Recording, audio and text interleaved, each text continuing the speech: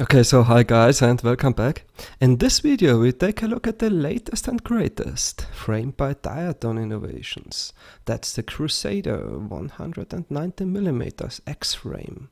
We build it and then take it out for the maiden. So let's first check what's in the box. This is what comes in the box. Lots of new custom hardware by Diatone, really nice. This is the PDP which perfectly fits the X-frame. I really appreciate the capacitors which will help against voltage spikes from the ESCs. Buzzer is already on board as well, which is nice. Capacitors are rated for up to 25 volts, which means flying 4S is not an issue, which is also what this copter is rated for. This is the stackable push-button race-band 5.8 GHz video transmitter with LED display. That's really nice. Here we have the LED module, which even supports setting the color. Here we see the CMOS camera. My version came with a 3.6mm lens, which is a bit too narrow for my taste, but here opinions differ and you can always exchange the lens if you like to. I'm really curious how the CMOS camera will perform during the maiden. Because, well, as you know, usually I prefer CCD cameras, but hey, let's see. The frame kit also comes with a quite detailed and high quality manual, which details how everything is to be connected. That is a very nice touch and highly appreciated. Since we got the frame kit, we still miss ESCs, motors and props. For ESCs, we use the new DAL RC BS25A BL Haley S ESCs. We just got them in and I'm quite eager to try them out. I already love the solder pads on them and the low weight of only 5.82 grams, including the very long cables. This is really very nice. Without the cables, they even come down to 4 grams only. For motors, we use the RC Timer Racer Edition FR2205 2300 kV motors. I heard many good things about them and I can't wait to try them out. For props, we use the DAL prop 5040 4-plate props. These should provide plenty of thrust, even when only flying 3S. I used them in my last X-frame build and I really love them. They give lots of thrust and are also very stable, and even without balancing them, I couldn't feel any vibrations with them. So this is really nice. Finally, we need an antenna and we use one of the Foxeer Cleverleaf antennas, which comes in at about 13 grams. So much for the components, let's get building. The camera is quickly mounted onto its camera plate. Next we put the camera cage together. Now we plug everything into the PDP and into each other, exactly following the instructions in the manual, which is a breeze. So the manual is really great for that. No soldering required here, very handy. So next we mount the Diatone Nace flight controller, which is also plug and play. On top of this comes the stackable video transmitter and the camera cage with the camera inside. This has been very easy so far and assembling it was a pleasure and very quick as you saw.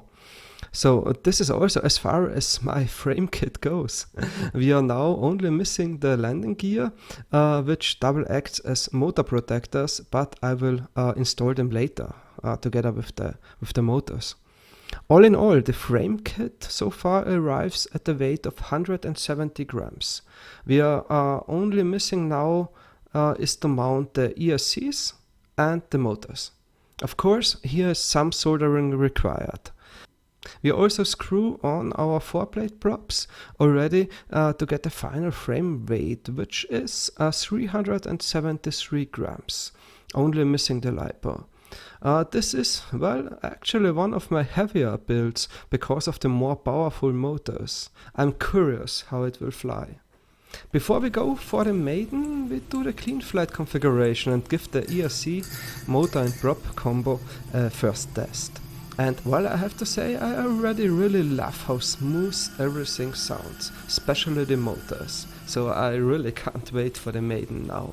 Okay, this is it, it's Maiden time. First thing I noticed during flying is again how smooth this motor ESC combination sounds. It's a pleasure to listen to it. Next thing was the camera. For a CMOS camera, this thing is performing actually awesome. Awesome for a CMOS camera. Especially against the sun, no issues whatsoever there. Also very nice resolution and colors are nice as well. I could not feel any latency during flying, which is a huge bonus as well. I was a bit worried first about using a CMOS camera for this, but it works just as well as my CCD cameras. Even better than some of them, to be honest. So no problems there. Really, really very nice.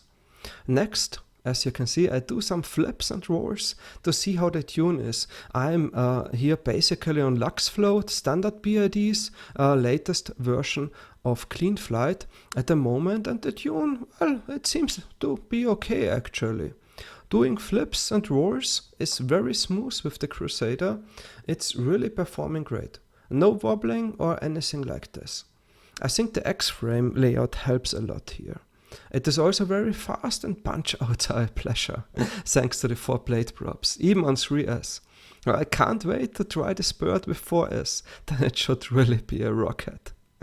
Here's a punch-out, followed by a flip, where I was not even at full throttle. You can see it has plenty of power. Here we fly it against the sun, and you can see that the camera handles this without any issues. So that's really nice. So well, let's conclude. I think the Crusader is a really nice kit and performs great with the components which we used it with. There is some really nice custom hardware by Diatone Innovations, which is also available separately and which makes building this really a pleasure. So far I could not really find any weak points with this kit, but I will continue testing. Hope you liked this review, and if you did, please leave a thumbs up. Please comment, please subscribe, and please share the video if you can. Many thanks for watching, and I'm really looking forward to see you next time.